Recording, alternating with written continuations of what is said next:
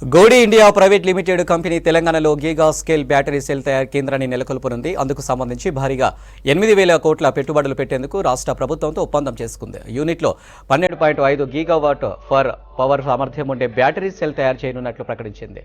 దావోస్లో జరుగుతున్న world economic forum సదస్సులో భాగంగా గోడి ఇండియా కంపెనీ వ్యవస్థాపకుడు సీఈఓ మహేష్ గోడితో ముఖ్యమంత్రి రేవంత్ రెడ్డితో సమావేశమయ్యారు.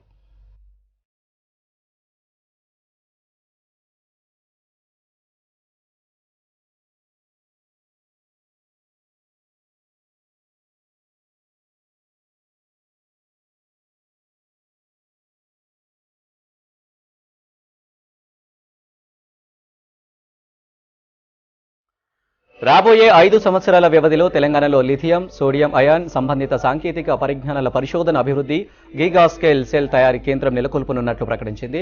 ఈ ప్రాజెక్టు మొదటి దశలో 6,000 మందికి ఉద్యోగాలు లభిస్తాయి. ముందుగా 2.5 గీగావాట్ల కెపాసిటీ సెల్ అసెంబ్లింగ్ లైన్ తయారు చేసి రెండో దశలో 10 గీగావాట్లకు విస్తరిస్తారు. తమ కంపెనీకి పూర్తి సహాయ సహకారాలు అందిస్తామన్న తెలంగాణ ప్రభుత్వానికి మహేష్ గోడి కృతజ్ఞతలు తెలిపారు. సీఎం రేవంత్ రెడ్డి నేతృత్వంలో కాంగ్రెస్ ప్రభుత్వం అధికారంలోకి వచ్చిన తర్వాత తెలంగాణలో వ్యాపారాలకు సానుకూల వాతావరణంతో పాటు పెట్టుబడిదారుల్లో విశ్వాసం పెరిగిందని అన్నారు.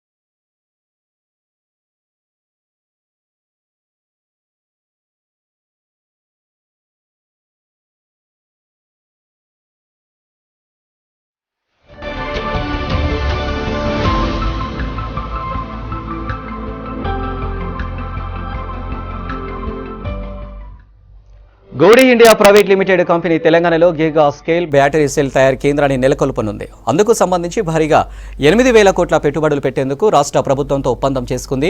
యూనిట్లో 12.5 గీగావాట్ ఫర్ పవర్ సామర్థ్యం ఉండే బ్యాటరీ సెల్ తయారు చేయనున్నట్లు ప్రకటించింది. దావోస్లో జరుగుతున్న వరల్డ్ ఎకనామిక్ ఫోరం సదస్సులో భాగంగా గోడి ఇండియా కంపెనీ వ్యవస్థాపకుడు సీఈఓ మహేష్ గోడితో ముఖ్యమంత్రి రేవంత్ రెడ్డి సమావేశమయ్యారు.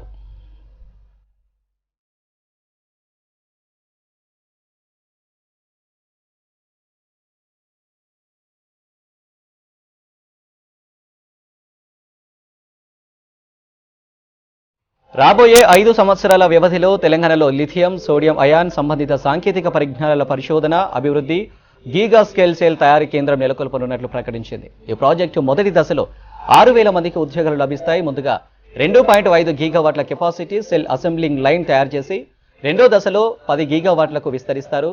తమ కంపెనీకి పూర్తి సహాయ సహకారాలు అందిస్తామన్న తెలంగాణ ప్రభుత్వానికి మహేష్ గోడి కృతజ్ఞతలు తెలిపారు. సీఎం రేవంత్ రెడ్డి నేతృత్వంలో కాంగ్రెస్ ప్రభుత్వం అధికారంలోకి వచ్చిన తర్వాత తెలంగాణలో వ్యాపారాలకు సానుకూల వాతావరణంతో పాటు పెట్టుబడిదారుల్లో విశ్వాసం పెరిగిందని అన్నారు.